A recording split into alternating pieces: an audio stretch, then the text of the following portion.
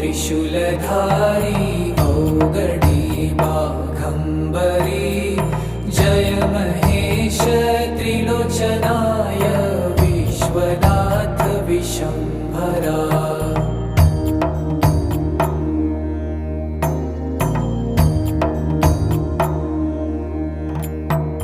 नाथ नागेश्वर हरो हर पाप साप विशापतम्